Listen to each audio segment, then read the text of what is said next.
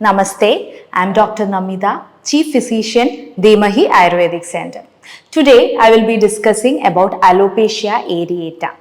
So, alopecia basically means hair fall or baldness. According to the intensity of the hair fall, its pattern, the different causes, considering all these things, alopecia is classified into many varieties and alopecia areata is one among them. Alopecia areata is an autoimmune condition. In this, the hair fall occurs in a specific pattern. It will always be in an oval shape or round shape. It can affect not only the scalp but also your eyebrows, mustache, beard or even pubic hairs.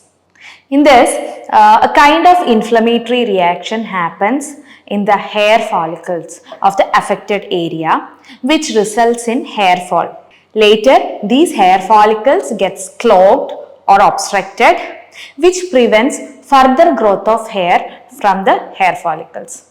So, one positive factor about this condition is that the hair follicle is not completely destructed here. It's just that there is a kind of obstruction which prevents further hair growth. So, if we can remove this obstruction and stimulate the hair follicles, then further hair growth can happen again. In a similar way, if the hair fall occurs on all over the scalp or eyebrows, then it is called as alopecia totalis. And when the hair fall occurs throughout the body, that means there will be no hair in any part of your body, then it is called as alopecia universalis. Now let's see how this condition is described in Ayurveda. Ayurveda explains a hair condition called Indralupta. This is very much similar to alopecia areata, which I have mentioned earlier.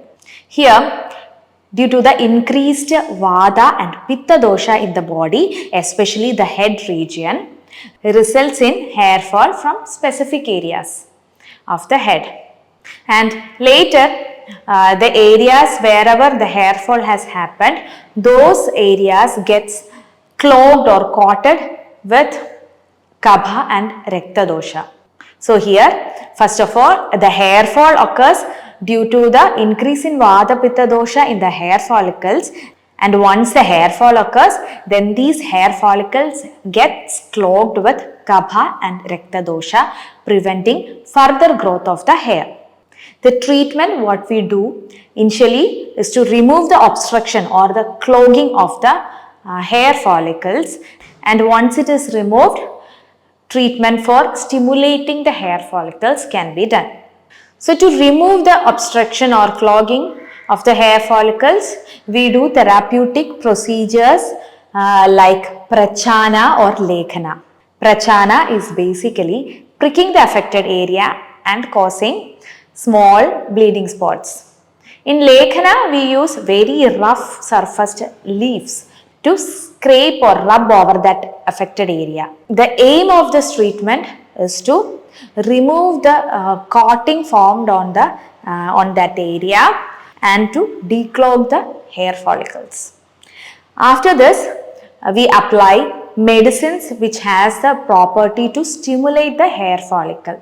Once this is done, it takes almost 1 to 3 months for the regrowth of hair. The hair which are grown will initially be white or grey in color, but once these newly formed hair, they completes the growth cycle and falls off, and when the next hair comes, it will be always black in color. The most important thing to keep in mind while treating alopecia areata is pathya, that means specific diet restrictions. Food items which increases the vata and pitta dosha in the body are to be avoided. Food items which are salted, frozen and pickled. These three items has to be completely avoided. Actually, they have to be avoided lifelong.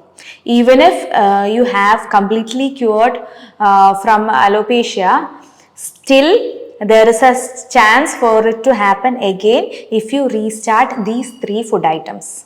Then along with this treatment, Panchakarma is also a must in order to cleanse your body.